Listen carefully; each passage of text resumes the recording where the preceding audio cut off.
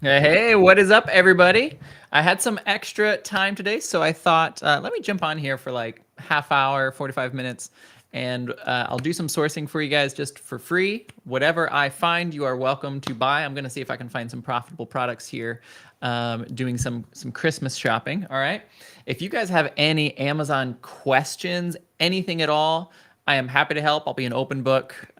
Whatever you got, bring to the table. Even if you want me to like, if you have questions about like a specific lead or an ASIN, anything like that, just go ahead and drop it into the chat. But yeah, let's see if we can find some money today. I haven't. Let me see here. I haven't done anything again. Like we got our kids down to naps. We ate lunch, and it's like, well, I got like 30 minutes free. Let me jump on a live video. It's been a while since I've done one of these. So I'm going to be jumping on.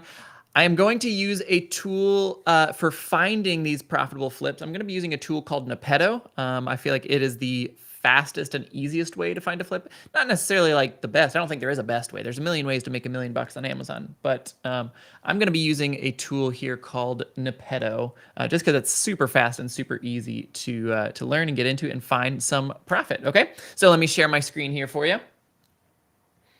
And let me make this big and me small. How do I bring myself back? Let me see here. Hold up a second. No, that's not quite what I want. Is this what I... There we go. All right. Do you need freight forwarding? Yeah, right. Oh man, so many questions. There's someone's yesterday like, hello, I sell Amazon FBA and do wholesale. Please DM me. Like, DM you for what? He's like, I want to sell, but please DM me. Like, what are you talking about, man? We're all doing this. This isn't a Wendy's, sir. All right. So let's dive in. Let's here for you guys. Just on the fly. I know I wasn't planning this. It's just, I've got some time. Let me see if I can find you guys some profit. Okay. All right. So I'm here in Nepeto. We're going to start with just their master search. If you guys have specific parameters that you want me to put in, let me know. Like, what kind of ROI or profit do you want me to find? Or are there certain categories you want me to look in? Certain categories you want to avoid entirely? Let me know in the chat if there you would like. Let me see. Eric, sourcing, awesome. I was using Nepeto all morning. Sweet, I love it, man. Yeah, this is probably my favorite. Currently, it's probably my favorite OA tool. Like if I just want to get in, find something quick, and then get on with life, this has just been working fantastic. I don't know why it's taken so long to load this morning. I don't know if it's my internet because I'm sharing my screen and streaming at the same time, or if Nepeto's servers are just running a little behind at the moment. If this doesn't work, I can always switch gears. We'll try to look in another way. Maybe we'll do some Amazon to Amazon flips or something. Let me see. Sankey over on YouTube says, Amazon flagged me for policy violation, probably Section 3, if I had to guess. For a particular healthcare item, there are plenty of other items with the exact same ingredients being sold. I contacted Amazon Health. What should I do? My recommendation, if you have done everything that you can think of to try to solve this issue, and Amazon is still just either not listening or still giving you problems, honestly, I would just hire that out to someone like Seller Basics, for example. I've got a coupon for them if you wanted to reach out to them. But Seller Basics can help deal with that kind of stuff. It's not cheap, but if you had a large brand, especially something like a healthcare item, if it was selling well, then the price doesn't really matter, because like every day that you're not selling it, you're probably losing just as much money. So yeah. Man, this is, I don't know, maybe it's their servers. I'm gonna switch gears then. Let's do some Amazon to Amazon flips. Okay. We'll open up Keepa here, and we'll try to see if we can find some easy Amazon to Amazon flips. All right. So here's the deals page. All right off the bat, that looks interesting. Let's pull this up. So when I said that this looks interesting, oh, my face is covering it, so you can't even see. What I am doing here is I'm hovering my mouse over some of these things. Now, I do this quite often, so I have some sort of presets right here. Briefly, if you want to look at the same stuff that I'm looking at right here, Go to the Keepa deals area. Hopefully everyone here, if you're an Amazon seller, hopefully you're using Keepa. This is by far the most, I'm not going to say it's required because there are no required tools, but this is as close as we get for Amazon sellers. Keepa is almost a required tool, and it's the only thing at this caliber. Okay, so for my settings right here, I've got I'm looking at deals by the buy box, looking at drop intervals by the day. I want it to have dropped by 30 to 90%. I would like it to be a drop between $5 to like $100. I would like the current price to be at least $5 up to about 400. And I want a max rank of 300,000. And then a couple filters here, like I want it to be the lowest ever, filtering out stuff that I don't want to show on YouTube. And then I only want to see one variation. Like I don't want to see like the size 9, the size 10, the size 11, the size 12. Just show me one size and then I will do the rest, okay? And then I'm sorting it by the newest here, okay? So we pulled up this this one just right off the bat. Right at this moment in time, I can buy this for $27.49. And I see historically, this pretty much always sells for 54. So let's just flip these two things around.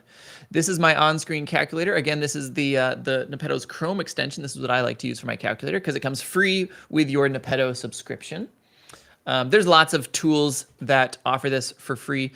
In my opinion, there's no reason that anyone needs to pay extra money for an on-screen calculator anymore, because whether you are using Inventory Lab or ScanPower or Nepetto or whatever, I mean, like everything just comes with one of these for free. So there's not really any that works so much better that I feel like they're worth paying for, even though I would make a lot of money for promoting them.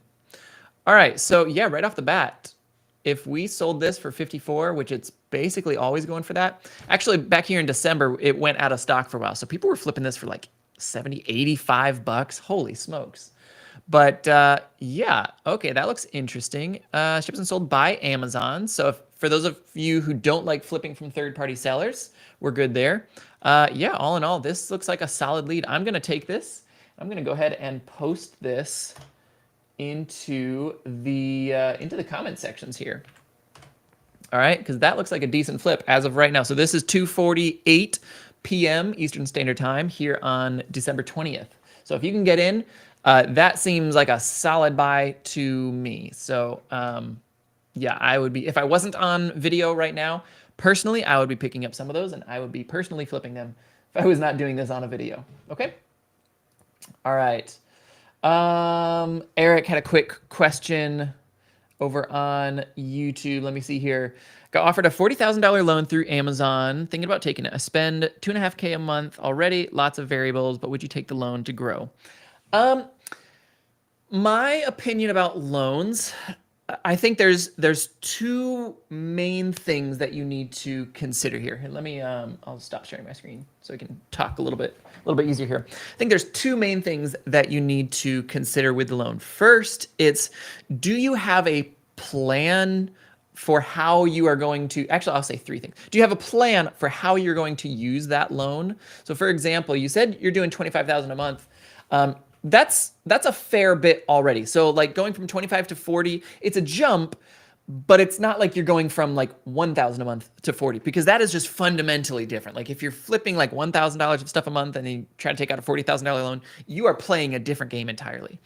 Going from 25 to 40, that's a jump, but it's not like a fundamentally different game, if that makes sense. So if you're going to stores and you're currently finding stuff and your current bottleneck is that you just don't have enough money to keep buying all of the good stuff that you are finding, then I think it may be a decent option. Okay, so you need to go and make sure you have the plan. Make sure that you have the capacity to flip that much more stuff. So if you're doing 25K a month and you are like using, let's say, a guest bedroom, and your guest bedroom looks like floor to ceiling boxes and you like can hardly make your way into it to like get your shipments done, well then doing double that amount of product is probably going to be a little bit difficult.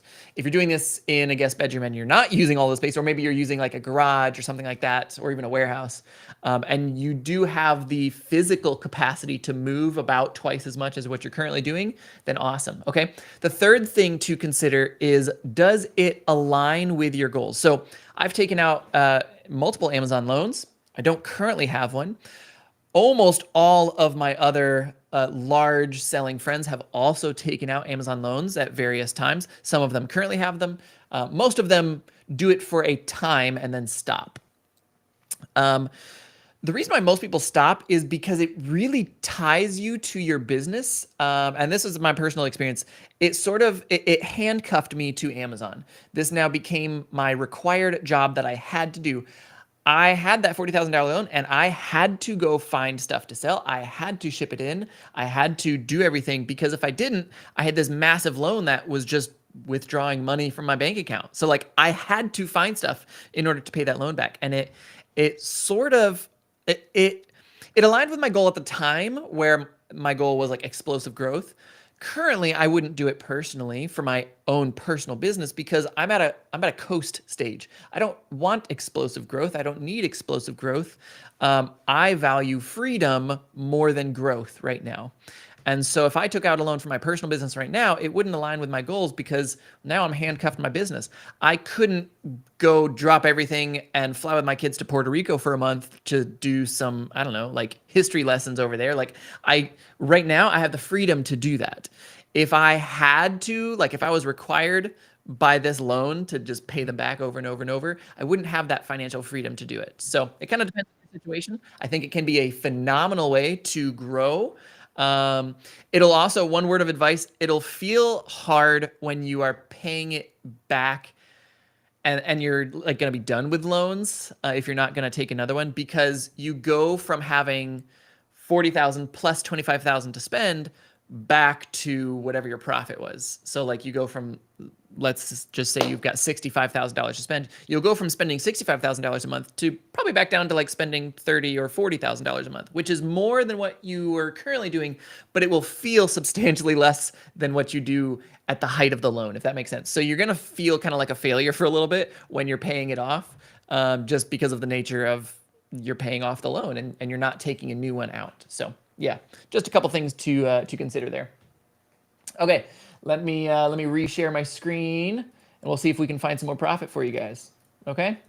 Again, if you guys have any requests for like types of things you want to look for, anything like that, feel free to drop it in the chat.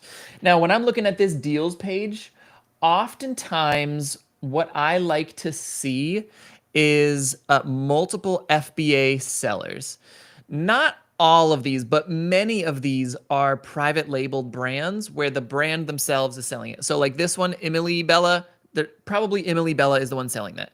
Avid Love, probably Avid Love is the one selling it. Pie Bye Kids, probably Pie Bye Kids is the person selling that. So for the most part, I'm avoiding the ones that say one seller unless I recognize the brand name. So like I recognize Levi's now. No one here can sell Levi's. It's a gated brand for everybody. So I'm going to skip that one anyways. But like Adidas, it's got two sellers, which sometimes is private label, but it's Adidas. I know Adidas. I sell Adidas often. So let's pull this up. And that actually looks interesting to me. So let's see what we're looking at here. Farheen, how many times a month should you send shipments to Amazon? Every day. That's sort of like asking how long is a string. There's not really a good answer. Send as much as you can, as often as you can. For Amazon to really work, there's this phrase like you got to feed the beast. And that's just, it's so true. It's not like, okay, if you're going to send 2 shipments a month, you'll be successful. Whereas if you send 1 shipment a month, you won't. Like that's not really how it works. It's just always be sending more stuff. Generally, it's best to get enough stuff that you can actually like fill a box or 2 or 3 or 4, because you're going to pay a flat rate basically for the box plus some for how much that box weighs. So if you get a box that's say like 23 inches by 23 inches by 23 inches, well, it's probably going to cost you like $15. Even if that box is empty, it's going to cost you like $15 to send that. So if you are trying to sell one single marker for $1, Farheen, it doesn't work because you're trying to make $1 from this, but it's costing you $15 to ship it into Amazon. Whereas if you had 1,000 of these markers and you put 1,000 of them into a box that was 23 inches by 23 inches by 23 inches by 20, okay, it would cost you 15. Probably it would probably cost you closer to like 20, let's say, because it's now the size plus the weight coming into effect. But paying $20 for 1,000 of these and each one was going to make you $1, well, now you made $980 instead of -14 for just trying to sell one. So generally speaking, try to fill a box or two, but send as often as you can. There's no reason to, like, if you have a lot of stuff, there's no reason to not send it in, if that makes sense. Shall I put myself on hold after a certain amount until I get some amount back? I mean, that's totally up to you. Everyone is different.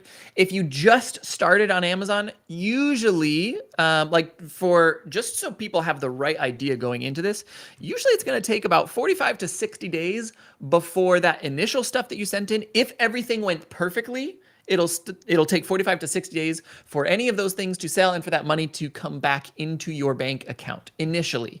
That gap closes over time. It also helps when you have things cycling. So like I can sell this, or I sold this last month, so I'm getting money for that while I'm trying to sell this, and so on and so on.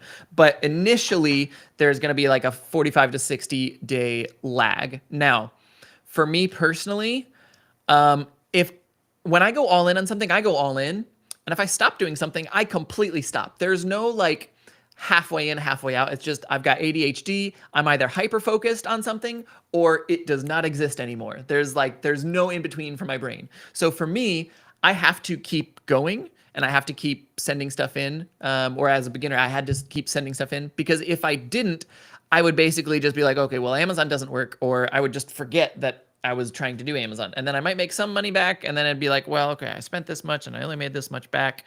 But it's like, because everything is dragged out and it's just how I work, I would keep sending stuff in personally, because that's how my brain works. If your brain works differently, then you know yourself.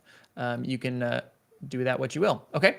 All right. Let's check this Adidas pants. So usually I see a low price of 27, a high average of about 33. There's a couple spikes up to like 45, but I'm going to say those are the outliers and not the norm. I'm going to say this is between 27 and about 33. We can buy this for $13.99. So let's do our worst case scenario here, 27. Okay. We don't really make any money at 27.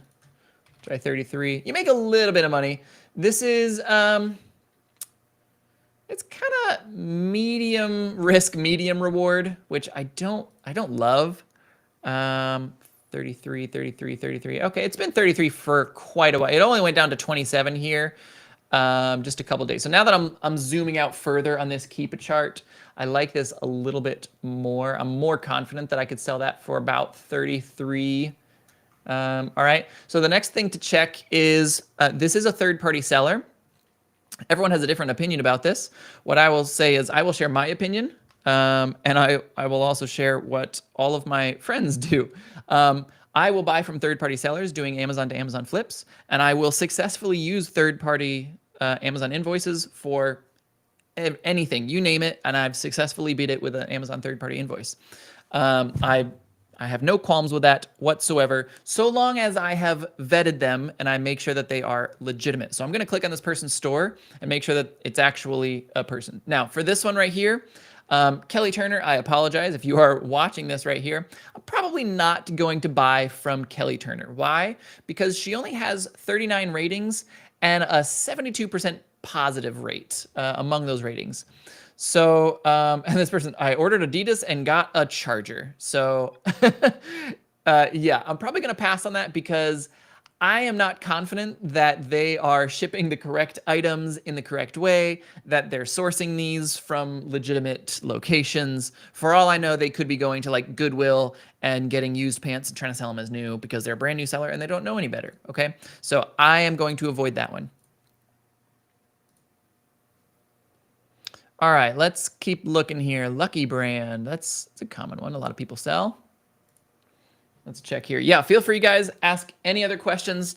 I'm going to be here for about 30 minutes. I'll see if I can find you guys some profit, and I will answer any Amazon questions that that you have. Okay. All right, Lucky Brand's pretty common, pretty popular to sell these. Looks like the price has been trending downwards, but I don't really see a reason for that. Yeah, these have existed for like 10 years. It's not like a 2023 design that now it's going out of style or something like that. Like these have existed forever. And pretty consistently, they've sold for 90 up until 2024, when 2024 happened, I'll pull it back to this year. It looks like it's averaging between 92 and like 50 or 60. Okay. Right now it is $27.99. So let's do a couple like best case, worst case scenarios. Let's say, let's use this like 49. I know it's dipped lower a few times, but this is like the lowest it's ever been up until today. So let me use this $50 as sort of like our low point. Okay. So our worst case scenario, it's looking like we would make $5 profit or 17% ROI. Do I like that? No, but as a worst case scenario, that's not horrible. Let me do what we would actually shoot for here, like a better goal. I'd probably say that 92 is, whoops, not 82, 92 is a more reasonable thing to aim for, especially looking back here. I see it's been selling for 99 pretty consistently. So at 92, we make 145% ROI or $40 profit, and that is phenomenal. So this is like, this is very high upside where you're getting almost 150% ROI. So very high upside with a downside being still good. Like if my worst case scenario is I make $5, that's pretty good. Yeah. So all in all, I like that one. This is sold by Amazon right now. So yeah, if you are ungated in Lucky Brand, then I'd say that that should be a solid flip right there. I'm going to take this, copy and paste this over into our chats here, post it over on YouTube, and then post it over in our Facebook group. All right. All right. Let me see. Any other questions? Okay. Okay. Eric says, as far as aligning with my goals, I just left corporate job in late October after attending the Q4 sourcing camp. This is my livelihood now. Awesome, dude. That's so cool. I call them quitters. You've become one of the quitters now, Eric. Yeah, I love that you went to sourcing camp and then you quit your job right afterwards. That's awesome. In a good way. So yeah, we're gonna have another sourcing camp here in probably in February is the next one. So I was waiting till Q4 stuff died down. Everyone is too busy right now to do anything. So we'll wait until Q4 is over, and then I'll start reaching out to some of our guest speakers here in late December, early January to see what everyone's schedule looks like. All right, sweet. Let's move on. Okay, so and like I get this question a lot, like, is Amazon to Amazon flipping easy, or people are like afraid of it? I've been on video and I've been answering questions for about, I would say 18 of the 23 minutes that I've been live. Okay. And it was pretty easy for me to skip a lot of these. I checked this one and that was a winner. And then I skip. I checked this one. That could have been a winner, but it was a third-party seller that I didn't like. I didn't feel like they were good, so I crossed that one out. So we're 1 for 2. And then we checked this one. So we're 2 out of 3, and I've spent probably realistically 4 minutes of sourcing time. And of those 3 things, I mean, we're making, I should actually, here, let me do this. Let's say we buy, if I wasn't on video, how many of these would I buy? I don't know. Well, and that's a little bit different if you have got like a massive budget. Let's say you're sort of starting out and you pick up 5 of those. Okay, so total profit of 43. Let's get a calculator out, and I'll keep this just on the side here so we can keep track of what we're finding. All right, this is not me saying that. I'm not trying to recommend how many of these that you should buy or what price you should sell them for, anything like that. I'm just saying if I was not on video and I was sort of a smaller seller, this is probably what I would shoot for if this wasn't being shown to a bunch of people. Okay. All right. 43.37. I'll pull this over here. 43.37 is for this Mattel Lego Minecraft thing. Okay. And then this one was a skip, so we didn't like that one. This one, I'd probably pick up just one. I might look at the other sizes though. Are there any other sizes that are similarly priced at $27.99? We'll see here. Oh, Keep is going a little slow today too. There we go. Okay. So sort this by price. Ooh, there are a bunch at $27.99. And yeah, most of them are kind of doing that same thing where it's like, it's kind of been 50, but in the past it's up here at 90 something. So let me just count how many of these there are. Let's see, 1, 2, 3, 4, 5, 6, 7, 8, 9, 10, 11, 12, 13, 14. 14 of these are priced at $27.99. Okay. Let's say of those 14, you pick half of the ones that you like, and you just buy one of half of those 14 listings that you think are good. So I'll just mark that we buy 7. Okay. Total profit of, and let's say, instead of shooting for, because like 50 was our worst case scenario, 90 was really what we were aiming for. Let's just say we go for like 69. Like we'll split the difference. All right. Or 70. All right.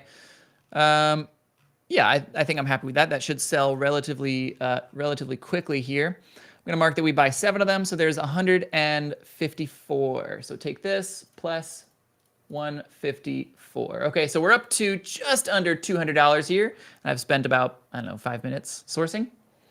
Pretty solid so far. All right, keep on moving. If you guys have any questions, feel free to drop them in chat. Any Amazon questions you have, I'm here to help with. But I'm just doing some live sourcing for you. And so anything that I find, feel free to buy it for yourself. These will be pretty time sensitive. So if you're watching the replay of this like tomorrow and you're like, oh, these are stupid leads, none of these actually exist. Well, that's because they're Amazon to Amazon flips. And the Amazon to Amazon flips usually only last about an hour or 2. Some of them can last a little bit longer, but on average, if you're watching the replay and it is already December 21st, I'd say chances are pretty low that you are going to be finding these. But on the bright side, you can literally copy my exact formula right here and start doing this for yourself. Because it's not always about giving a man a fish. It's I would rather teach a man to fish. So I'm trying to teach you guys what I do. And it's pretty simple. It's not like I'm not a rocket scientist. I am not the sharpest crayon in the shed. So if I can do it, you can do it. All right. Looks like we're averaging about 60. And today it's 32. So let's put 60 in here. 30% ROI, $9 of profit. I like that. Let me check who is selling this. Shipped and sold by Amazon. All right. Boom, boom, boom. Yeah, I like all those things. It's selling pretty consistently. It should continue to sell well. It's like a cold weather thing. Yeah, I like it. Let me pop this one into chat here. All right. I like that listing. So when I'm looking at these listings, I'm looking for like a steady price that is significantly higher than today's price.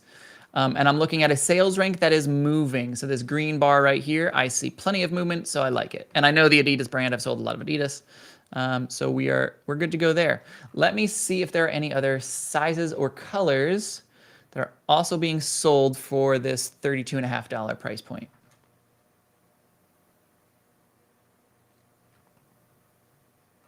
Man, it's quiet over here on Facebook. The YouTubers are asking all the questions. All right, let's see here. So right now, this one is, ooh, this one's actually even cheaper. That one is 26. 26 to, let me do 26 into 48. What does that look like? Because that's kind of the average price there. It's okay. 32 into 52. I'm just assuming that most of these have very similar fee structures. That's why I'm not actually like clicking through and changing this stuff. I'm just looking at the current price right here. And then I'm looking at the past 90-day average right here and seeing kind of what the highs are. Actually, most of these I'm not loving. Like this is the medium gray. So it's this one right here. Yeah, it hasn't really had much. Amazon hasn't been selling it much. I do not care if Amazon is on the listing, like at all. That's not, even when I'm like training virtual assistants or shoppers, anything like that, anyone who I'm training for my own personal business, I do not even teach them how to look for like if Amazon is selling or tell them anything about that. I will compete against Amazon all day, every day. What I won't compete against is if one seller is selling this for cheaper than what I can sell it for profitably. So if I can sell this for 63, then great. It looks like if Amazon jumps on, they jump on at about 48-ish. That's what they were. Well, they're at 59.99. Let's do that. They were cheaper last year. This is kind of right on the cusp. Here's what I'll do. I'm going to share this one into chat. Let's say $59.99. I'll share this into chat, and I will let you decide for yourself if you like this and if you're going to pull the trigger on that, or if you don't like it, or if you have other opinions. Feel free to let me know. Like, why do you like that, or is there other data that you would look at that you want to see? For me, I'd probably lean away from it just because, like, I mean, I can find other stuff to flip. The flips are pretty easy to find right now. Let's see. De La Cruz on YouTube says, do I hold on to items that tank in price?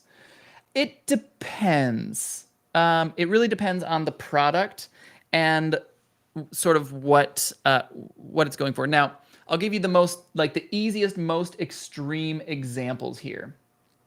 Okay. Actually, here, let me try to do something here. Perfect.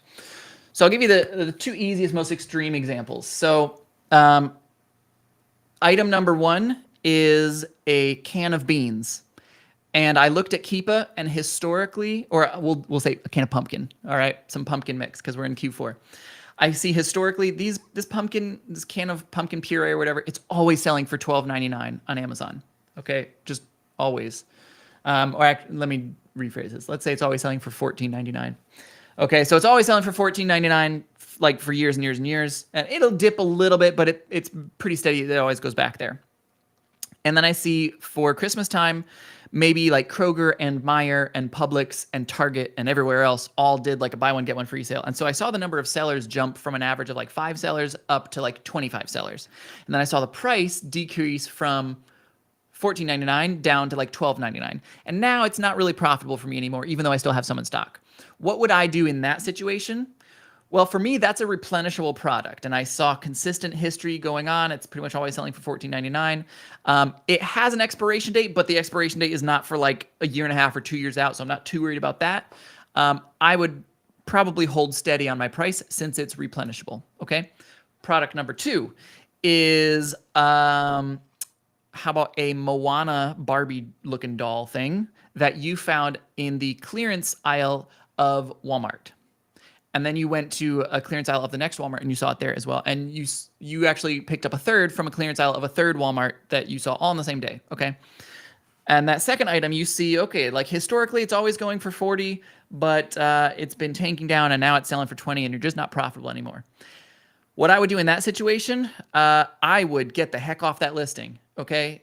With something like that has been available countrywide and it's been clearanced out everywhere, and everyone and their mom who they've taught how to flip stuff on Amazon has purchased that product and they're trying to flip it and they're all racing to the bottom, okay? So for that, I have very little hope that it's going to bounce back to a normal price in a normal time frame. Sure, if you wait like 3 years, then it probably has become collectible again and it's probably gone up to like $100 because no one can find it anymore. So if you want to wait 3 years, then great.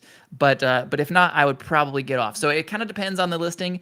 If it's something like a crazy sale or clearance item, for those I price aggressively. So I don't usually wait. It's like, oh, the price has tanked.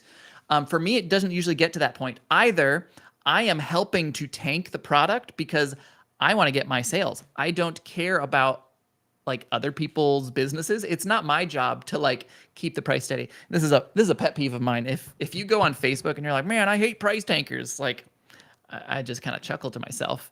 The vast majority of price tankers are experienced sellers. Why are experienced sellers tanking the price? Because we want the sale fast. We want to get in and get out and move on. Unless it's a replenishable product, like, why do I care? I want the liquidity. I want my money moving for me. I'm okay making a fast nickel over a slow dime because it's just 5 cents difference. I would rather have 5 cents today than 10 cents 6 months from now. Like, it doesn't make any sense to wait that long, okay? So it does kind of depend on the product, but oftentimes my products don't often get to that like tanked ED, like past tense point, because I've already sold out of it. Like, I was part of the one who tanked the listing because like I bought that Moana Barbie and I knew everyone and their mom is jumping on this listing. So I am going to beat everyone by a penny because I am going to get the most sales in the least amount of time. And then I'm never touching this again. I don't want to get back on this listing. I'm expecting it to tank. And so I'm getting in and getting out. Something like these Adidas listings, for example, It kind of depends. I probably wouldn't beat the buy box by a penny on something like this. I'd probably match the buy box here because it's not really, it's not like a countrywide clearance toy, but it's also not really replenishable. So yeah, this one's kind of in the middle here. All right, hopefully that sort of answers your questions. I know it's not like a perfect answer, but there's no perfect answer for how to price stuff, unfortunately. Hey, what's up, Randy, over there, Everyday Unicorns? Hey, what's up, Nick? Any way to check velocity if sold at different price points? Sort of. I think, I think, and this is a beginner trap. I think that, and I don't know if you're a beginner, Nick, and I apologize if you've been selling for a while. Great, you can plug your ears and pretend that I'm not talking at you, but I'm going to talk to some beginners here because we do have a lot of beginners in our group. I think way too many people put way too much importance and emphasis on velocity, okay? Because as a beginner, you should be going wide and not deep. You'll notice with our calculator earlier, like I just bought like one of a couple different pants. That's still usually what I do with clothing. I'm usually not going deep on clothing. I'm getting like one or two of a specific size, color variant, okay?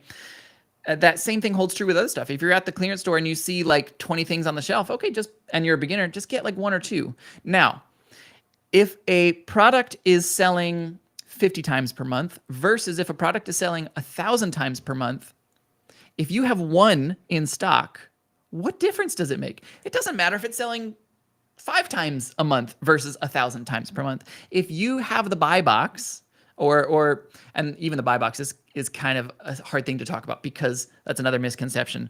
There's more than 100% of the buy box. There is no like owner, like, oh, this person owns the buy box or this person has owned the buy box for X percentage of time. Those statistics are wrong. They don't exist because multiple people can have the buy box at the exact same moment in time. Therefore, there is more than a 100% of this pie. The pie is like 1,000%. Okay, so you can have 100%, and he can have 100%, and he can have 100% of the buy box, and all of those things can be true. Anyways, what I'm saying is velocity doesn't usually matter as much as people think, because if you're only getting a couple of something, it honestly makes no difference if it's selling 50 times per month or 1,000 times per month. Now, how would I check if I am going deep? Like, let's just say, I don't know, maybe these Lego things. Maybe I'm getting this from a wholesaler and I can get a whole pallet, and so I'm buying like 100 of these or 1,000 of these, and then velocity does matter some to me.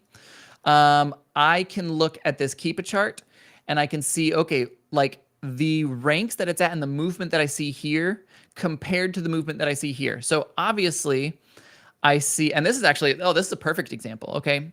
So, well, it's sort of perfect. Christmas kind of throws a wrench in this. I see here, I'll use this data right back here. Okay, so September through October. So Amazon was priced at $54.99, and they were selling about 300 units a month. Okay, then all of a sudden they dropped the price to $32.99, and this yellow bar right here is showing us how many sold in the last 30 days. It went up from 300 per month to 700 per month. And then they raised the price again, and you see the sales starting to taper off a little bit. Now, it's not a perfect example because we are going into Christmas. And so, yes, the sales started to taper off. It went back down to 400 in the last 30 days. But then we're in Q4, like Christmas is happening, and they're buying toys again. So it shot back up. And along with this, sold per month, well, it started to get priced at like $60, $70, $80, and it was still selling 1,000 units per month. So like supply and demand, supply was not keeping up with demand. And so Christmas time is a little bit funky of a time to really look at that, but that's one way you can sort of compare this yellow monthly sold to the prices to see that. If there is no monthly sold, usually it means that less than 50 are selling per month. That's not a bad thing. Like I'd say the vast majority of my listings sell less than 50 times per month. But you can just kind of see the trends of the sales rank, this green line right here. Just compare this green line where it's trending. Is it lower numbers are better, and compare that to like where the buy box or Amazon or new prices are, and you can sort of get some ideas there. Okay. Hopefully that helps, Nick. All right, I'm gonna find one more thing. If you guys have more questions, feel free to drop them into the chat. I'm gonna try to find you guys. Oh, you couldn't see my screen. Oh no. Hang on a second. Man, I always do that on my lives. I always forget to flip this over. All right, so real quick, the brief synopsis. Okay, this yellow line right here in Keepa, this is the monthly sold. We see Amazon up here at $54.99, and then they drop. When they drop, we see the monthly sold go up. All right, so boom, boom, boom, that's good. The other way that you can tell, I'm gonna get rid of all this stuff. We're looking at the sales rank number itself. Okay, down here, it's selling faster. Up here, it is selling slower, presumably. Okay, and when we compare that to the price, we see, yeah, so when the price went up to 80, it started to sell a little bit slower compared to when the price was at 54. Okay, so that's the brief synopsis. Do I stick to one niche or sell everything? I sell everything, but I think people will naturally fall into niches. I think that it's the wrong approach, and I know, Patrick, you've been selling for a while, so I know you're not a beginner. But what I see some beginners do is like they will specifically think like, okay, I'm going to be a toy seller or I'm going to be an electronic seller. And then like they just don't, they like avoid like, oh, well, that's a toy. I don't sell toys. I only sell electronics. And that is the wrong kind of mindset. Now, and so like really you should just be selling everything. Now, organically, what you're going to find, and this is true of every seller I have ever known, even the people who are like, oh yeah, I sell everything. You will find your stores, you will find your websites, you'll find your niches that you just naturally fall into. Like so for me, a big one for me was like Kohl's and clothing and bras. Okay. So I would go to Kohl's, and there's not a Kohl's in the country that I can walk into and not walk out with like $500 of profit within an hour or two. It's just, I just know how Kohl's works. I know what I'm looking for, specifically, especially like with bras, things like that. Like I know exactly where I'm going, the nuances to watch and all that stuff. It's not that clothing and bras are better than, say, electronics, which I hardly ever sell electronics. It's just I've gotten to know that, and that's sort of my bread and butter. And because it's working for me, I'm just doing it more. And so I spend more of my time doing what I have learned. Okay. If you are crushing it with toys and you're like, oh man, but Nate's doing all this clothing, maybe I should sell clothing. That's the wrong attitude to have. That's getting like the grass is greener syndrome. If toys are working for you, then the best way to scale is to figure out how can you sell twice as many toys. So yeah, sell everything, but you will naturally find your own grooves. I think, let's see. I think Patrick, I think you do some shoes, because I know you do like the shoebox. You've got that shoebox company, which is awesome. If you guys need some like reboxing, like plain brown boxes or white boxes, hit Patrick up. But so I think you got down into shoes, and I would wager that you probably wouldn't not sell an electronic, and you probably wouldn't not sell a toy. Now, are you going to stores to specifically look for toys? I'd say probably not. I think you're probably going to like the Kohl's or the Adidas outlet or the Nike outlet, and you're looking specifically for shoes because that's what you just know. That's what you've gotten into. So I think people will naturally niche down, but as a beginner, don't worry about that. Don't worry about skipping anything. Just do what makes sense, and eventually things will make sense. And the stuff that makes sense, just do more of that. Yeah, if it makes money and it sells, sell it. Yeah, for sure. All right. Okay, let me see if I can find another product here real fast. I'll share my screen. I'm sharing my screen this time, Randy. Thank you. Okay, we'll go back to this deals page. All right, so we were just on this one. All right, I see some Steve Maddens here. Let's see. I would say Amazon's trying to sell this for 100.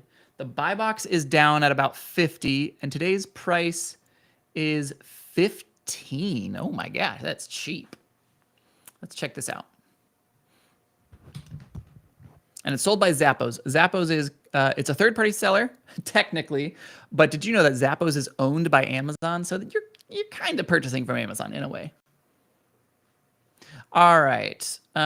So yeah, pretty consistently, it's going between about 68 and 59. And I could buy this for 15. So our worst case scenario here in the last 90 days was this sells for $59. That is a heck of a markup. Okay. Our best case scenario is we could probably get about 68 for it, which is 200. Yeah, this is like absolute no-brainer. Steve Madden's a solid brand. There's other sellers. Yeah, there's no like IP issues with Steve Madden at all. Yeah, this is a slam dunk of a deal right here. Okay. And they probably don't have very many. It says they have 10 in stock. So if you're looking at this, if you're watching the replay, I would be shocked if the people who are watching this live have not bought all 10 of those. That's actually something else that I do like about Amazon to Amazon flips over more traditional like RA or OA flips. It's that the available stock at these entry price points are microscopic. Like you see this one, there's only 10 that are priced at 15. As soon as these 10 sell out, we're going back to this like 68 or even look at that 74. You could even get more for that. Yeah, as soon as those 10 are gone, we're going back to what it usually is. Let me see if there's other variations. Oh my gosh, there's a bunch of them. What the heck? 1, 2, 3, 4, 5, 6. And each of those probably has 5 to 10 in stock. There's, guys, there's a lot of money here. Probably Patrick's gonna be like, oh, be right back. I'm gonna buy all these out. All right, so there's 6 of them. Each has 10. Let's just say you buy one of, like you're a beginner, you buy one of each. All right, so we got 6, 188. We'll add this to our number here, 188. Okay, so I've been talking for about 40 minutes and sourcing for about 7, and we've made $385 in our sort of hypothetical scenario where if I was a smaller seller and just buying a couple units here and there, that's what I've made so far. This is not like some advanced setting. I didn't like fine tune this. This isn't like there's nothing about this that I'm gatekeeping. Here are my settings. They're very easy settings. Everyone, I'm assuming everyone here already has Keepa. If you don't, send me a message and I will give you a virtual smack on the forehead, and then I will send you a link to sign up for Keepa. Will this live be viewable again once it's done? Yeah, it should be over on our YouTube channel, as well as in the Facebook group. On YouTube, if you go to our channel and then click on like live videos, there's a different part for where live recordings and where normal videos are posted. So you'll have to go back and click on like the live recording, or it should be in our Facebook group as well. Jacqueline, or as the Key and Peele. You probably get this all the time, but hey, Jay Quillen, where's Jay Quillen? That Key and Peele skit, so funny. I can't not think of that every time I see Jacqueline's name. Yeah, that's a crazy deal. The one that we just found. Okay, all right, sweet. Let's see if we can find anything else. Oh, here's abroad. Just talking about these. Okay, so usually these sales for about 20. Right now it's 10. Yeah, I'll look it up. I'll give it the benefit of the doubt. Maybe the fees are crazy low on this for some reason, but it's unlikely that you are able to spend $10 on something, flip it for 20, and make meaningful profit, especially in women's clothing, because you will have returns. Some people are like, oh, I hate selling shoes and clothing because there's all these returns. And yeah, there's returns, but you just account for that. Like you assume going into it that you are going to have some returns. And yeah, no, that's not even profitable as is. So moving right along. LG, it kind of looks like it was a price spike and now it's just back down to normal. We're gonna skip those. I'm just looking at the number of new sellers, looking for something either that I recognize the name of, like Time Magazine. That's interesting. You can sell Time Magazine. This is actually a thing that people buy on Amazon? Random cover. What do you mean random cover? Isn't it this cover? It's not that. It's the December 30th edition. How would it have a random cover? That doesn't make sense to me. Sold by Official Magazine Shop. That's weird. I'm probably going to pass on that one. I'm not sure about flipping that. Disney The Simpsons Advent. This would probably sell well next. If you want to like buy this and then hold on to it, you buy it for 20. Looks like you can sell it for 40, so you'd probably make like $10. If you got room in your garage, you could get a couple of those, keep them in your garage for 10 months, and then sell that next October. You'd make a little bit of money. Not crazy money. Like I don't know. I probably wouldn't store something for that long just for $10, but you can if you want. Let me see here. Super Polygrip Denture Cream. Let's check this one out. That looks interesting.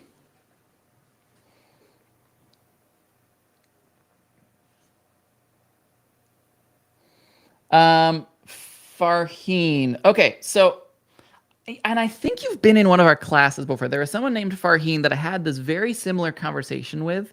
You should not be going so deep on singular products. So Farheen said she sold 126 units of something, and then she bought 100 more, which is great. Like, it sounds like you got lucky, but now you're sort of seeing what comes next when you put all of your eggs in one basket. And unfortunately, this will only teach you like 1 or 2 lessons with this one product tanking. So instead of buying 126 units of one product, which you did good, like that was great, you made your profit, that's awesome. If you had bought one of 126 different products, you would have learned 126 different lessons, which is so much more valuable as a beginner than the actual sales. Okay. If you bought 126 different products, probably 90 or 100 of those would have been good buys and you would have sold it, and that's great. And then probably 20 of them tanked or they were a bad buy for whatever reason, and you learned 20 or 30 lessons from those bad buys of things to avoid or watch for in the future, because you don't know what you don't know, especially as a beginner. So I don't ever recommend going that deep on stuff if you're a beginner. And if you're not a beginner, I do apologize. I just know I've talked to someone with your same first name who was a beginner who did that same thing a couple months ago, and I told them the exact same bit of advice. Like, don't go that, you're buying way too many units of a single thing. Go wide and not deep. So yeah, more than 100% ROI only for well, instead keeps tanking the price. Shall you return those units? No, don't ever, ever, ever return your stuff. So this business, contrary to what a lot of people think, it is a very relational business. It seems like something that you just like sit on your couch and do, but when you're going to stores, you are building relationships with these stores. You're building relationships with the managers. I can't count the number of manager phone numbers that I have in my phone, and I will get texts like, "Hey, we've got such and such pallet. We're trying to get rid of this stuff. Do you want to come in? I'll give you like 20% off anything that you want from like this pallet that we just got that we're trying to move quickly." It's like, sure, man. Or they'll tell me of sales that are like, hey, we're planning on doing this sale on this date. We're going to have a lot of customers. I don't really want you buying like $10,000 on that day. I'm willing to let you get access to the sale like the night before if you want to come in, or if you want to come in like at 5 a.m. while we're like stocking the shelves, coming in at 5 a.m. You will absolutely destroy all of those relationships if you go to a store, you buy 100 units of something, and then you go back to the store and you return all 100 units of that thing. It's not the store's fault. Don't make your mistakes the store's fault, if that makes sense, okay? But it sounds like if you're making more than 100% ROI and it's tanked some, it sounds like you could probably still make some ROI or at least break even. Yeah, I might look at like the Keep It chart historically. I might see, okay, is this more of like a replenishable product, or is this something that's like been on sale? Like, why is this price tanking so fast? Is someone getting it for way cheaper than what I can get it for? So I try to figure out why is it tanking like that and then move accordingly. But if it started at more than 100% ROI, I'd say chances are low that it's unprofitable at this point. So yeah. Let me see. Yeah, we've got a lot of good questions here. I'll turn I'll turn this back and go through a couple more questions. All right, but yeah, good question so far. Let me see here. Okay, over on Facebook, and unfortunately, I can't pull Facebook comments into this screen. Yeah, this really is gold. Like I think something really cool about Amazon. So Patrick was just mentioning, it's like, oh, this is gold for new sellers. Something that's really interesting. New sellers will often think like, oh, these big sellers are just buying everything up and there's nothing left for me. What's so interesting about the economy of selling on Amazon is that there are things that large sellers do that small sellers can't do. And there are things that small sellers can do that large sellers can't or don't or won't do, okay? For example, going to Walgreens or CVS and going to their clearance, like singular shelf where there's, I don't know, like 20 things on the shelf and maybe 1 or 2 of them are profitable. That is something that a 7-figure seller is probably never doing, because like if you're someone like me and you have thousands of dollars that you need to spend in a day, I cannot waste my time going to a Walgreens to find these little onesies and twosies that, sure, I'll make like 300% ROI, but I only spent like $15, $20 at the store. I need to spend thousands of dollars at a store that I walk into, okay? So that's something where a smaller seller just coming into things, you have an advantage over larger sellers in certain areas, and I think it's great if you can identify those areas and then focus on those areas. So like going into those smaller stores, buying those onesies and twosies, going like Big Lots is going out of sale, for example, or going out of business. If you go in now, and I would recommend if you're gonna shop Big Lots, their going out of business sale is going to be horrible. It's going to be atrocious because the company that's taking over to do the going out of business stuff, they always like triple the prices first and then they mark it down from there. And so they're like 75% off going out of business sale is basically going to be today's pricing for most things, if that makes sense. So I would go to Big Lots like now before all of that stuff happens. I don't anticipate any good deals happening until maybe the very final day. If you can buy like shelving units, or if you own a prep center or something, look for those. I forget what they're called. Those wheel table things. It's like the table made of wheels that you can roll boxes down. Look for those on the very final day. But yeah, I don't anticipate the sale being good. Anyways, as a smaller seller, you can go into those stores and you can look for the more clearancey types of things much easier than a larger seller, unless that larger seller has systemized things well. So yeah, it's something that's just, it's always really interesting to me. Or things like stacking Kohl's Cash. Like you can do that up to a certain level. After a certain point, you can no longer, like you can't get $100,000 worth of Kohl's Cash and expect Kohl's to not cancel the Kohl's Cash. So you can do things within reason. So maybe a small seller can't fully take advantage of Kohl's Cash, whereas a medium-sized seller is like, okay, you earned $4,000 of Kohl's Cash this month. Sweet. Like that's awesome. That's $4,000 of free money that you can then flip and turn $4,000 of funny money into probably $5,000 or $6,000 of real money. Okay. So there's always different like pockets that you can exist in the Amazon space. And there's some overlap, but not always. Let me see. Adolfo, are you sending the products to Amazon for FBA? Yes. I'm not quite sure. And Adolfo, I know you've been selling for a while, so I'm not quite sure. Maybe you can reword that question, or maybe you've re-asked it later in chat. But yeah, I sell stuff FBA.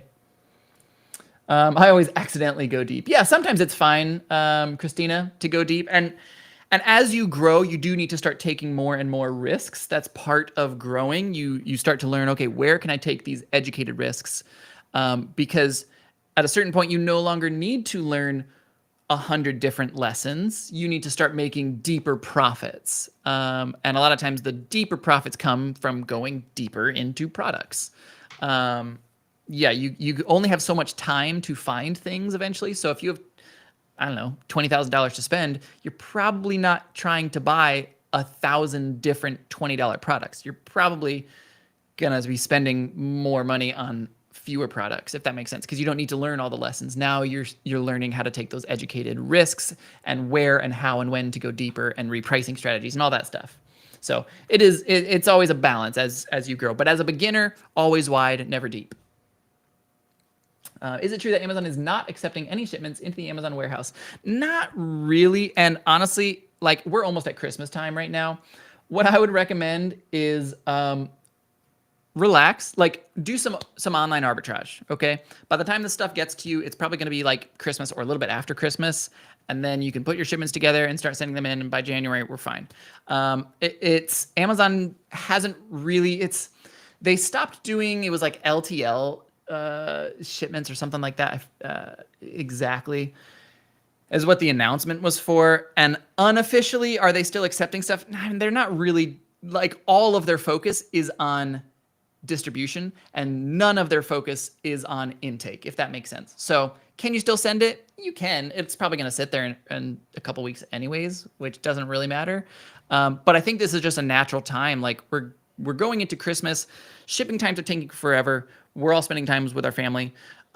In a week, we are going to have the absolute lowest sales day of the entire year. You will sell less on Christmas Day than any other day of the year.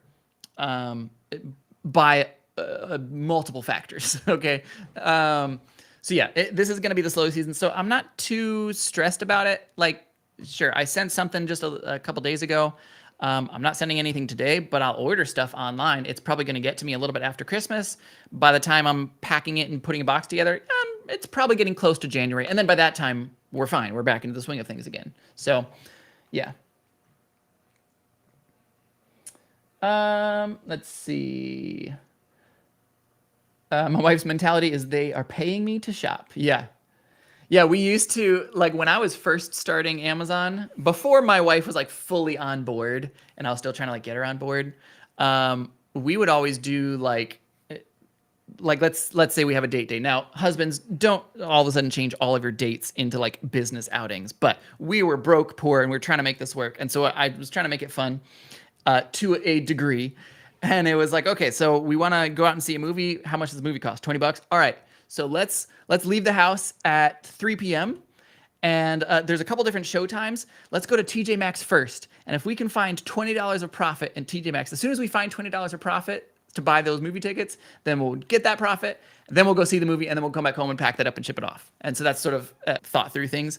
And then that escalated to like, okay, like you want to like go out shopping, you want to get a bunch of stuff for the house. Awesome. How much are you thinking that you want to spend? Okay, cool.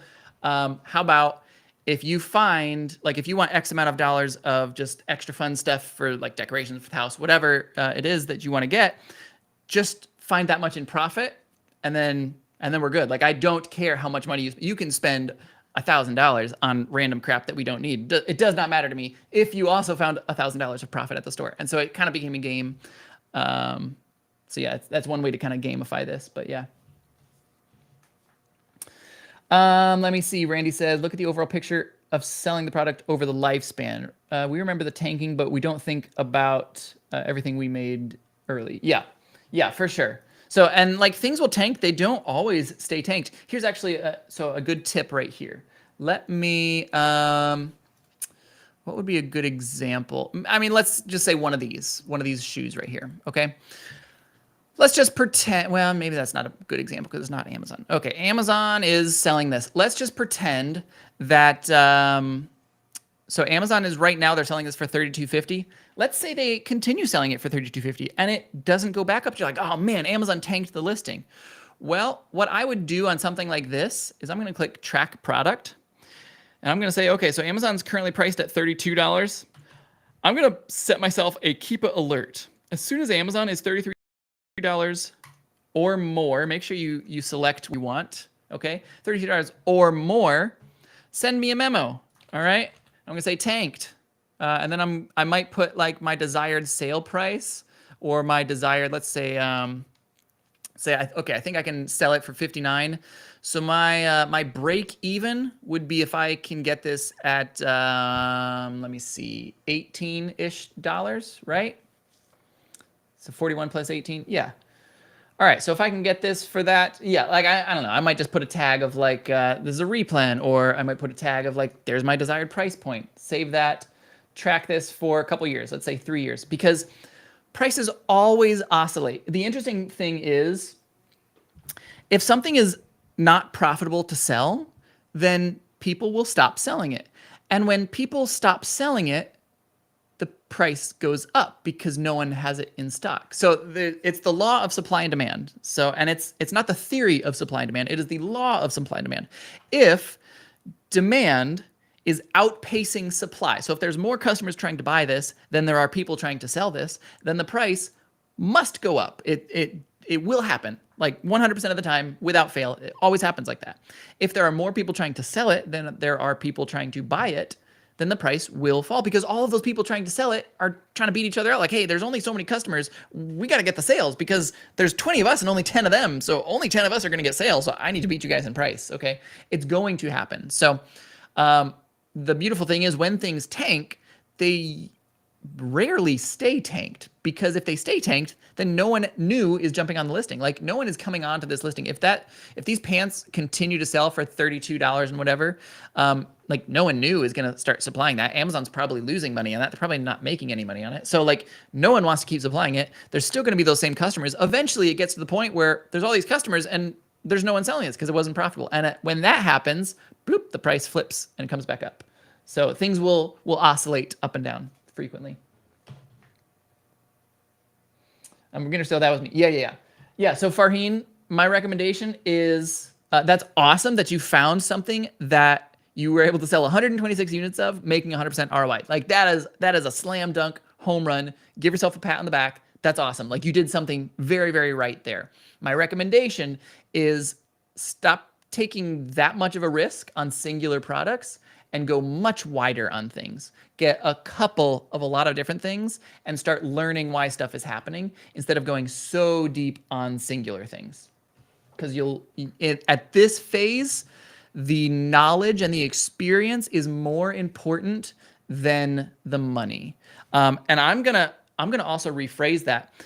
If any of you have ever thought about spending like $7,000, wink, wink, nudge, nudge, on coaching and consulting, okay? There's a famous one that costs $7,000, which is garbage. But if any of you have thought like, oh man, I don't want to make mistakes, so I'm going to spend $7,000. If you are not willing to spend $7,000 buying bad buys that you have to throw away, then you should not ever consider spending $7,000 on courses or learning or whatever. And this is coming from someone who makes courses. Now, I don't charge people $7,000 because that's freaking highway robbery. It's ridiculous. I charge for my time because it takes some of my time, but that's not what I do. So like, let's say you're thinking about Sourcing Camp, for example. I think the last one was like $500. Okay. If you're not willing to spend $500 on bad buys, then don't come to Sourcing Camp. Because the most powerful way to learn is by failing. Being afraid of failure is normal, but if you're so afraid of failure that you're not willing to fail, and instead of being willing to fail, you're going to pay someone else to teach you all these great things, and then you're still not going to apply those things, and you're still going to be worried about failing, well, then your fear of failure has now become your master. You are now serving that part of your brain that's afraid of failing. And you need to flip that script. You need to be willing and open and excited to make bad buys and to waste some money. You need to be able to spend some things and make some bad buys because you're going to learn lessons. You're going to see why they failed. You're going to learn stuff. And that is the goal when you're first starting. When you're first starting, the goal is not make profit. The goal is let's figure out how this works and how you can systemize things and grow things and how to make this into an actual business. Most businesses don't make a profit until like the third year. College, you're spending like $100,000 on nothing. You just get a piece of paper at the end of it that says you went there and you made no income. You don't have a job. Amazon, you can make money right off the bat. I mean, you can be a month into this and making money. But if you're like 3, 4, 5, 6, 7 months into this, and you're just sort of like breaking even, well, think of that like you're going to college and you have a full ride scholarship. Like you are learning everything. You're not making any money, but hopefully it's not costing you too much money. Okay. So yeah.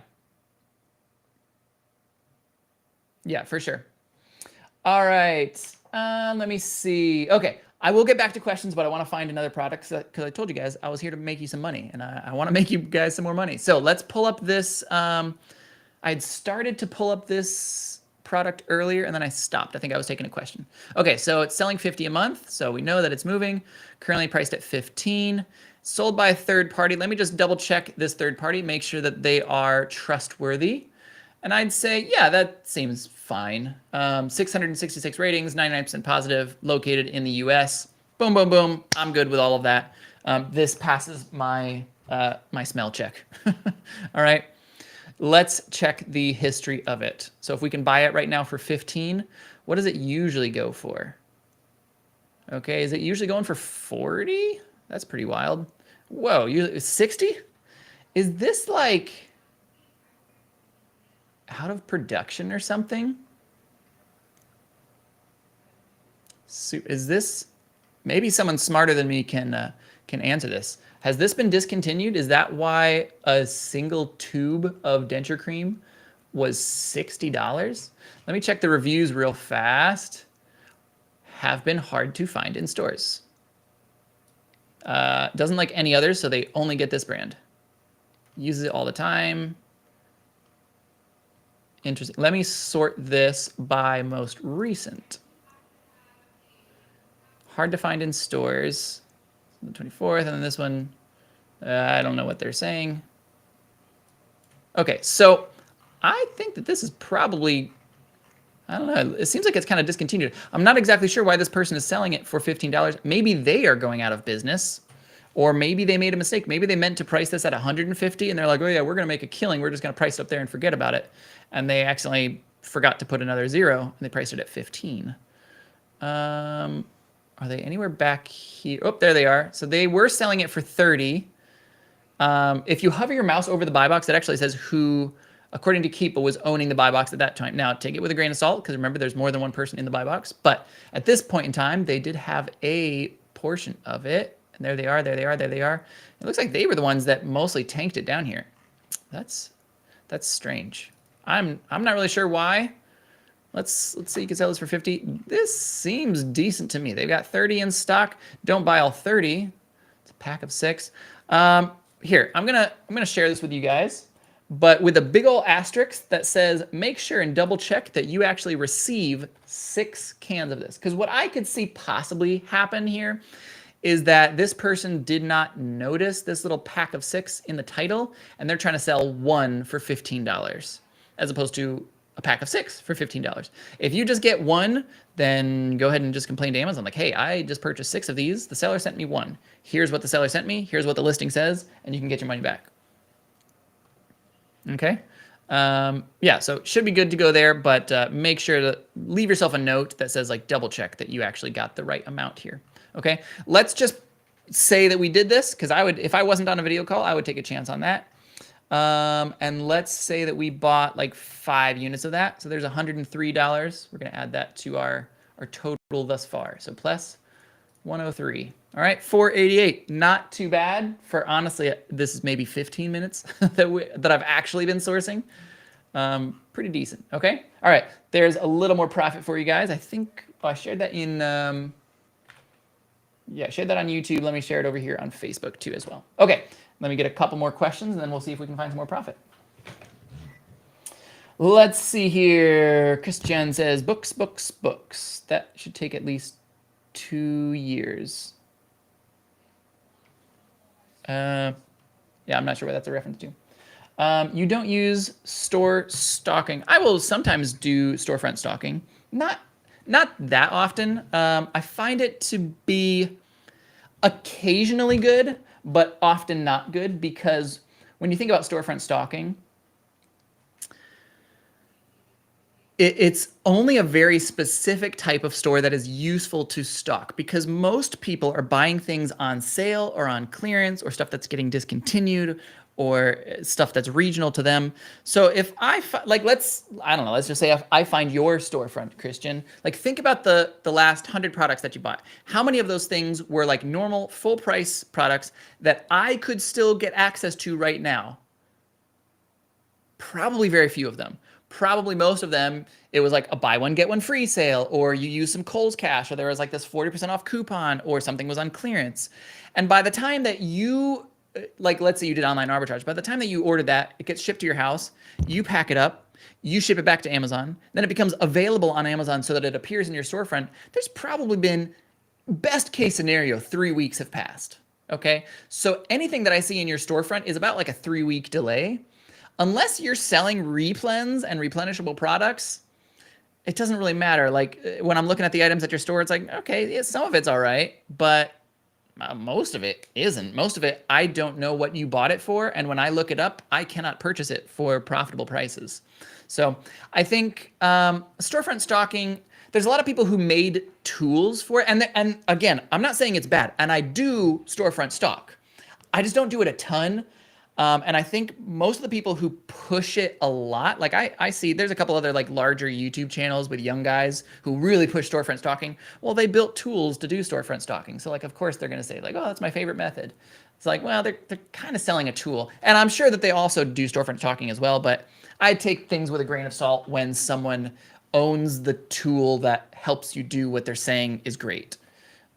So yeah, I do it some, but not a ton. Do I like Nepeto? I love Nepeto. I think it's fantastic. I was just trying to use it a second ago. Yeah, I think Nepeto is phenomenal. It's so plug and play. So Christian, if you're interested, I did a completely 100% free 3-day workshop for Nepeto. Well, not for Nepeto, for you guys about Nepeto. Okay. Completely free. It's on our YouTube channel. Just go there and check it out. It's probably in the live areas. Okay, go there, watch that. It's virtually impossible to fail with that tool. It's so idiot proof. It's so simple. It's so user friendly. I've used a lot of web scrapers over the years. I've done a lot of different things. So like Tactical Arbitrage, for example, is also a great tool, but Tactical Arbitrage, their strength is like how much fine tuning you can do. Their weakness is you basically have to take a course in order to figure out how to use it because it's so complicated. There's so much. Nepeto is the opposite. You can't fine tune it as much. So if you're someone who's like, oh yeah, I've built all my own XPaths and I program my own scraping, I do this and that, like, well, Nepeto's probably not the right tool for you then. Nepeto is great for two people. One, smaller sellers who are just starting and they don't have all that advanced experience, or larger sellers who don't want to waste all their time fine-tuning stuff. They just want a good starting point, and then they're gonna like spiderweb off of that. Okay, so that's what I like using Nepeto for. And I was about to use it earlier. I think I don't know if it's my end of things or if their servers were slow. Just a moment. I can try to open them back up. Maybe do a little bit of sourcing here. Nepeto, but yeah, I like them a lot. Nepeto. Here, let me try to open it again real fast. Yeah, and I think like the people who are like, oh, I used Nepeto and it was garbage. I didn't find anything. I don't understand what those people were doing. My hunch is that because Nepeto is a big umbrella. There's a lot of tools underneath Nepeto. My hunch is that they were using like one small part and they didn't understand the whole umbrella of the different things that Nepeto was doing. And they just picked a part that's not really used for sourcing, or they're doing it incorrectly because it's so easy to dive in here. I'll see if I can open it here on the back end, and I'll show you guys briefly. I also have what I believe, what I know to be the best coupon available for Nepeto, because I did that workshop for them. They're like, oh yeah, we'll give you a good coupon. So there is a coupon if you haven't tried Nepeto yet or you want to try it out. You can get a free trial plus half off forever. So if you're interested in that, go check the workshop for that. And we've got links to all that. But yeah, I'll do a couple more questions and then maybe I'll open up Nepeto. I haven't heard my kids wake up yet, or maybe one or two of them woke up. But once more wake up, I'll have to get going. But yeah. Let me see. Do I still offer coaching and mentorship, like one-on-one coaching? I do. I don't do it as often. I've raised the price quite a bit because I would rather somebody take, like, for example, I put on these sourcing camps. Sourcing camp, the Q4 sourcing camp, there's like, I don't know, 60 hours of sourcing content, of me sourcing, of multiple other 7- and 8-figure sellers who are sourcing and answering questions and all that stuff. And I feel like usually that's going to be a better deal for somebody, is to pay X amount of money for like 50, 60 hours of content rather than paying me almost the same amount of money for like 1 or 2 hours of one-on-one time. Now, if you have really specific questions, then great. If you're a beginner, I'm willing to do it. Like, if you want to throw money at me, I'm not going to say no. I'll just advise, like, there's probably other better ways to do things. But yes, I do still offer coaching and mentorships. If you're interested, shoot me a message on Facebook and I can send you a link. I don't advertise it because, again, I feel like I've answered everything that I can possibly answer through courses, through YouTube videos, through sourcing camps, through everything. Like, the information, I've put it out there already.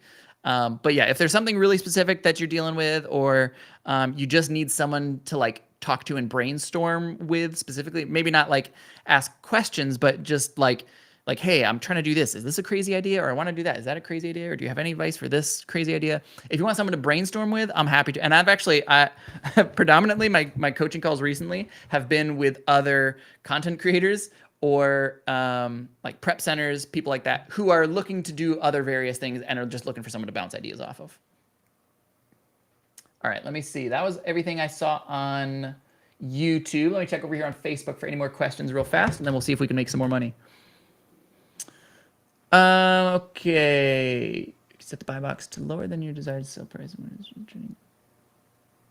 Yeah.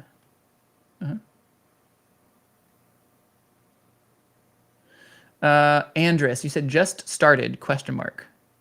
I'll need more than that if that's a question. I'm not sure what the question is. Yeah, it's so much cheaper than a degree. Getting into Amazon, it's oh gosh, college is the biggest freaking scam of my lifetime. It's so bad. I mean, there are a couple exceptions. Not all college is bad, but like 95% of college is bad. It's not like 5% of college is bad and 95% of the time it's okay. Like no, it's almost always bad in my opinion. It's almost always a bad idea to go to college. Unless you like want to be a nurse, you want to be a doctor, you want to be an electrical engineer. Like there are very specific things to go to college for. But if you are not one of those very specific things, or you don't know that you want to be one of those very specific things, then don't go to college. Just get some jobs and get some experience, and then learn what you want to do. Yeah, like you can get a job at SeaWorld, figure out like, oh, you know what? I actually really love marine biology. I want to go to college to be a marine biologist. Like, awesome, go do that. But if you go to college to be a marine biologist and you've never had experience with marine biology, and then you're like, this is kind of complicated. I think I just want to be like a stay-at-home dad. It's like, well, the college was a waste, man. Just go be a stay-at-home dad. All right, let me see questions. Hey, what's up, Josh? Storefront stocking is a great way to get ideas to rabbit trail or expand your thing. Yeah, I agree with that, Randy. It's a good place to get great ideas. Randy has some really fun ways that he'll do storefront stalking.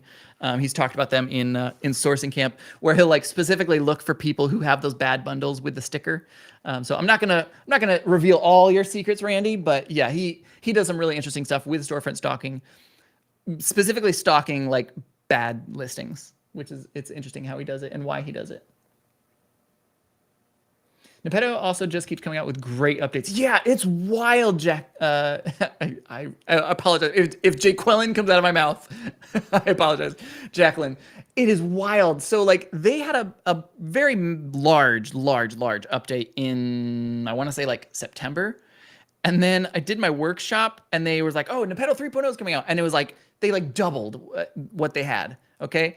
And now they're talking about the next big thing. It's like pretty much every quarter, they've about doubled in size, functionality, in tools, everything. Like it's crazy how much they're expanding and how receptive they are. Like they're like, hey, Nate, do you have any suggestions or ideas for us? I'll be like, oh yeah, could you do this? Like they just asked that and someone was like, oh yeah, could we have the option to like flip the Chrome extension to the other side of the screen? They're like, sure. The next day, here's the button.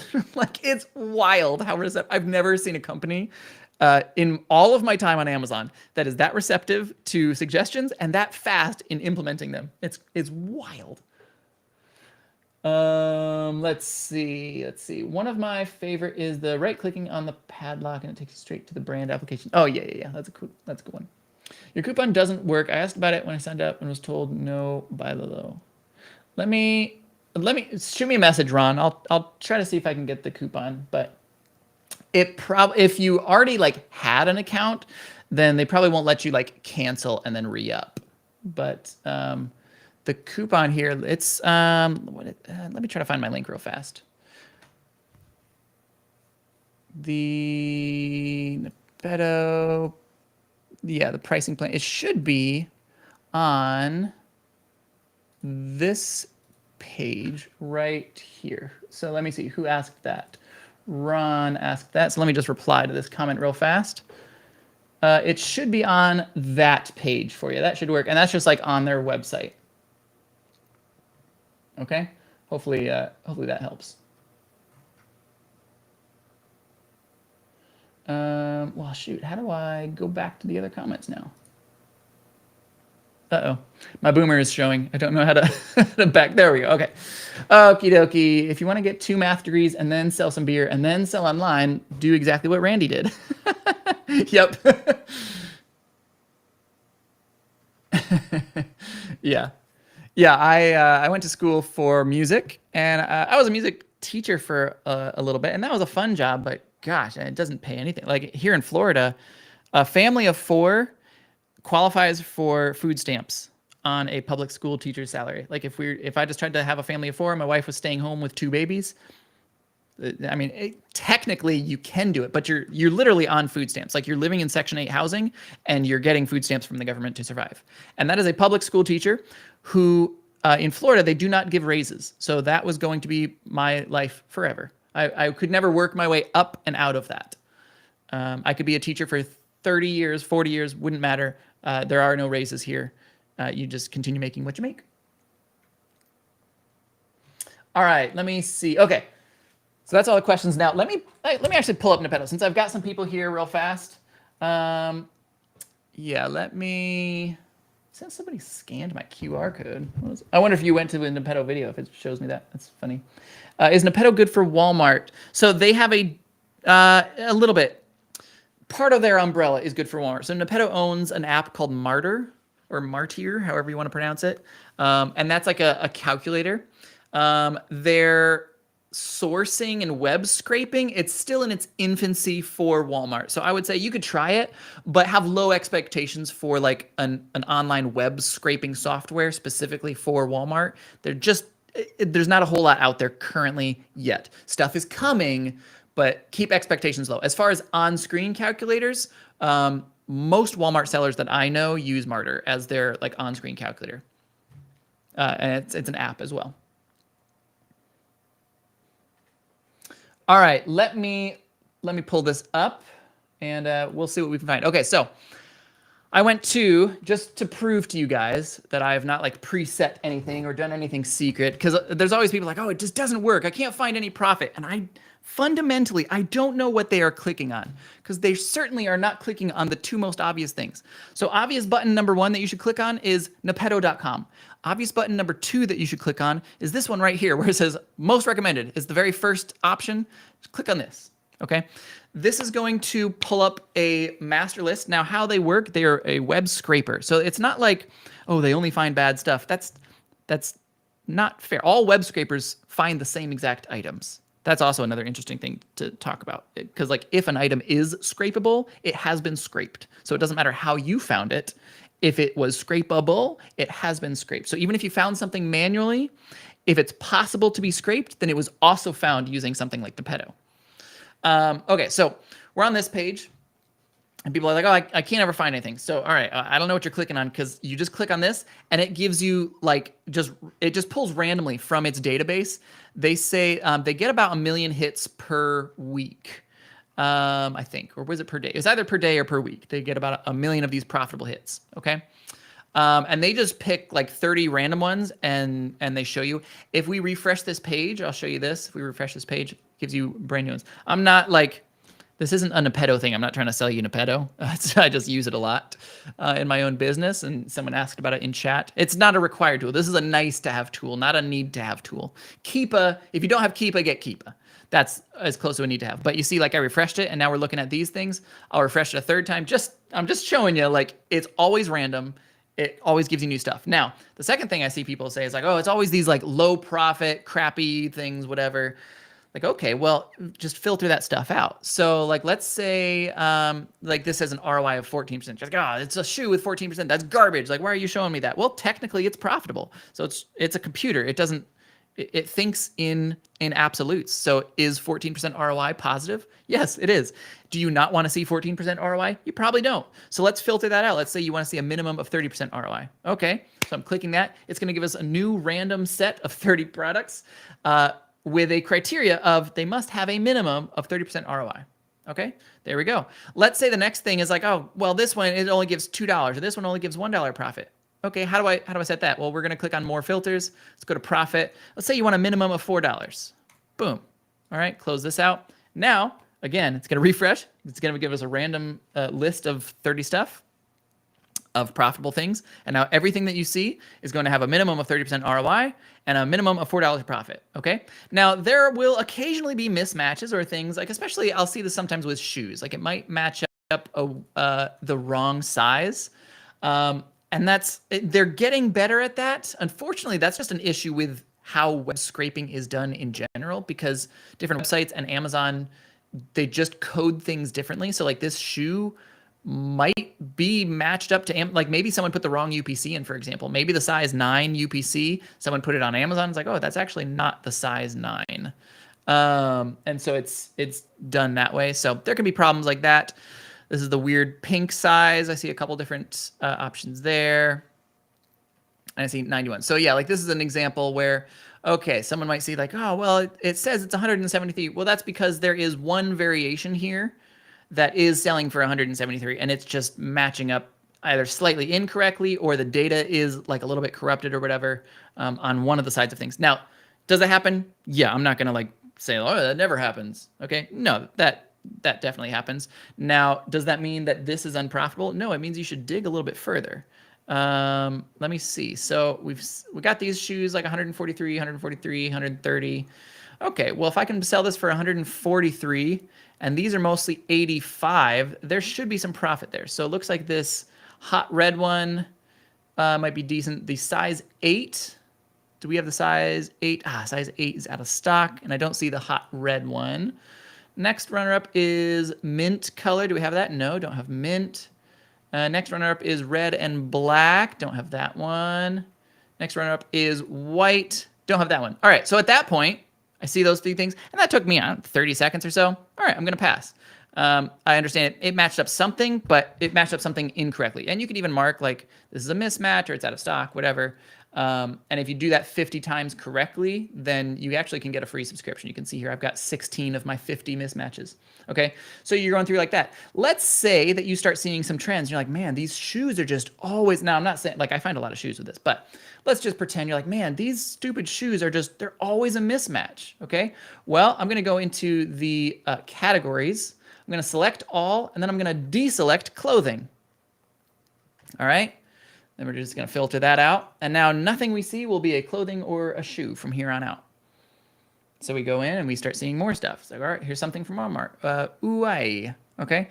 That one looks like it's probably a private label brand. So you could start filtering down like, you want no private label, so it has to have like a minimum of 4 other sellers on it. So there's all these extra filters depending on what you find or what you don't want to see anymore. Now you will absolutely skip over stuff like, let's say you use this ROI filter. It's not going to account for things like Kohl's Cash. So if there's something that's a great deal only because of Kohl's Cash, well, you just filtered it out by filtering out ROI. And let's say there's like, I don't know, a Nike listing where there's only 2 people on it. Well, you just filtered out that Nike listing because you click this button, which filters out anything that has less than 4 sellers. Okay. Let's see. QLED. I don't love to sell these crazy high end. That's just a little high on return rate stuff. Most of us can't sell colognes and perfumes, so I'm going to skip that. This one looks possibly interesting. And this one looks a little interesting. This razor. I'm gonna click on this one. All right. So it looks like we can buy this from Walmart here for $50 when purchased online. There's only 4 left. All right. So that's pretty decent. And I can pick it up.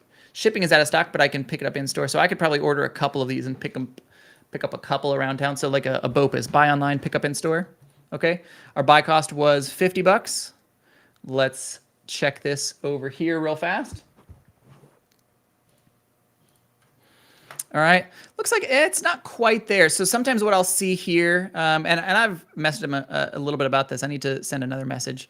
Your settings here can be slightly different than your settings over here, which is often why you'll see some discrepancies. So like make sure that this is all the same. But yeah, I'm going to send them this ASIN actually and tell them to take a look at why those 2 things are showing differently. Because usually it's something in the fees is just showing differently. So it is still like it's a new software. It has its issues for sure. I'm not going to say it's perfect, but holy smokes, is it fast, especially once you start learning what to watch for and like how to quickly identify issues. You can really start to make a lot of money very quickly. So like when that shoe was mismatched, like I went into it knowing, all right, there's a decent chance this probably matched something up wrong because that doesn't look quite right to me. This one, Hardware and More for $247. 1 piece. All right, well okay, this looks like an easy match right here. You can buy them in different quantities. We're just getting the single piece for 15. Is this selling? Yeah, this is selling. And our buy cost was like 2 250 roughly.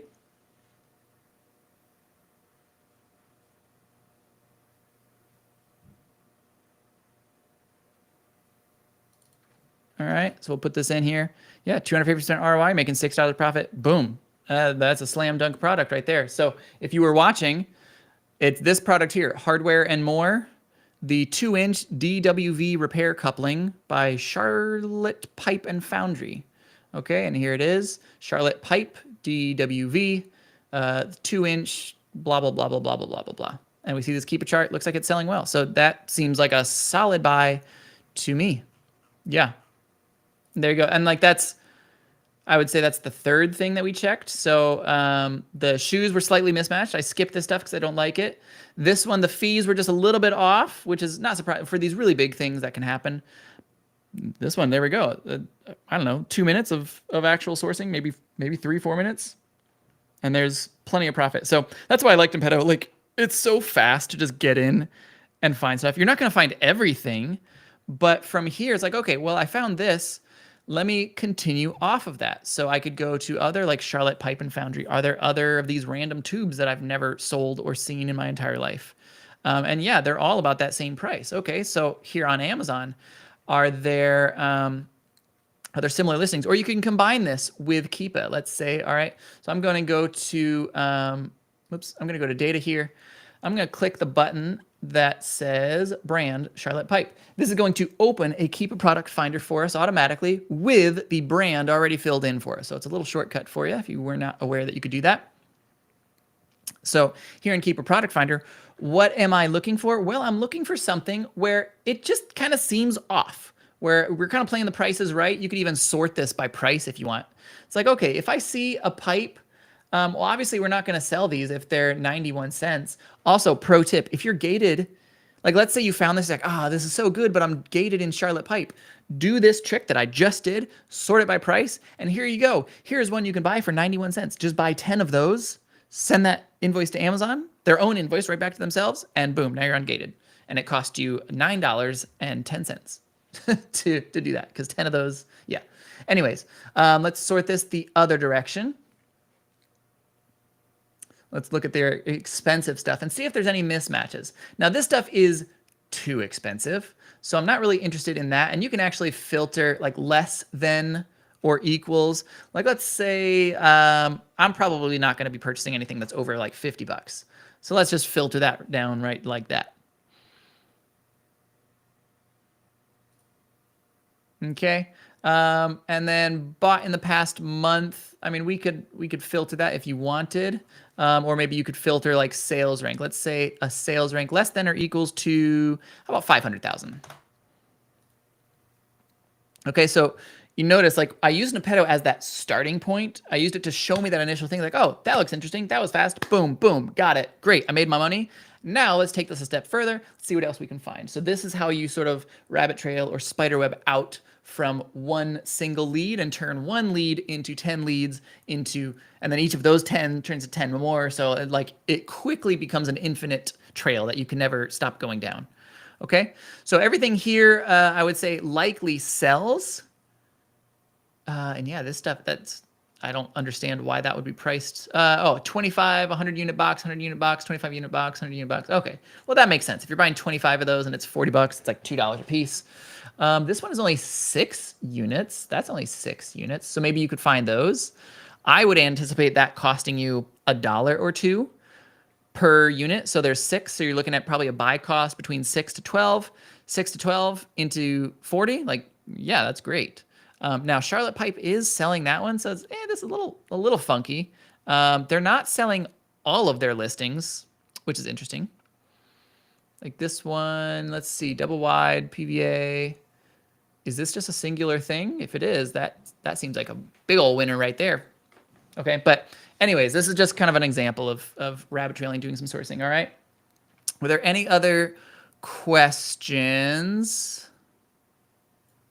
Schedule 40. Is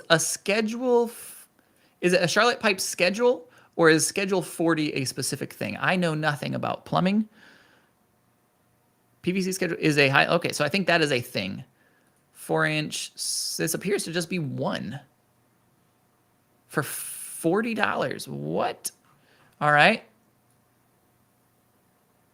HT double. Okay, so now let's do a quick Google search, see if we can find that anywhere. And it might even be at that same website. Let's see, it looks like Grainger has that for 70. What? Lowe's has it for 60. Does this double weight? There it is. How much are they selling it for here? The 1.5 inch. Is that the same? Or was this the 2-incher? This is the 4-inch by 4-inch. Okay, so that's a different thing entirely. But 1.5 inch. There it is. There's the right one. $11 there. $9. Okay, not profitable, but you see the process. All right, that's what we're doing. Not everything you're going to click. In fact, 95% of the things you click on are going to be unprofitable. It's about learning how to quickly navigate past those. Okay, so hopefully that makes sense. Okay, let me check if there are any more questions before I pop off. This went way long. I just thought I was going to pop on for like 30 minutes, but you guys were asking some good questions. Yeah, no, this is great. All right, any other questions before I pop off? Feel free. I'm an open book. We found a good amount. I mean, I'd say if you just bought a couple of things that I showed today, you probably made $400 or $500 just from this free video that I just posted on YouTube. Yeah, Amazon, it's hard work. It is hard work. It is not fast. It's hard and slow, but it's simple. It's not complicated, really. It's a very solved equation. This has been done for many years by many people, myself included, and many of us pretty much just share what we do. It's like, well, it's not rocket science. This is what I do. This is how I find stuff. Here you go. Have at it. There's plenty to go around. I don't have enough money to buy every single flip. I don't have enough time to buy every single flip. So there's always more to go around. There's billions of products, I think, on Amazon. Like there's so many things that you can find that are profitable. So yeah. All right, let me double check for any questions. Or if you need a link to anything, let me know, or a coupon to anything. Because that's another one of the benefits of having a pretty large Facebook group and a pretty large YouTube channel is I can kind of throw some weight around, and I can usually get coupons that exceed their public coupons for places. So things like Nepeto, we got our Nepeto coupon. So yeah, let me check. Any more questions? Yeah, it is. It's easy, but hard. It's hard. It's simple. I don't know. Yeah, it's like a weird way to think about it. Yeah, it's sort of like, it's almost like working in a warehouse. Like it's really hard work. Now the warehouse is like that hard manual labor. So this is hard. Like there is a lot of labor involved, and you got to go through steps and things like that. But it's not like some crazy hard thing. There's not really a whole lot of like secrets. It's like, oh, this is the best kept secret that no one is talking about. Like, sure, there's a couple of those things, but there's a million ways to make $1 million. So like, I mean, we'll have a lot of people at Sourcing Camp that have really interesting ways of sourcing that I don't do. It's like, man, that is such a crazy like secret that they're getting. Like how I was just talking about Randy, how he sources.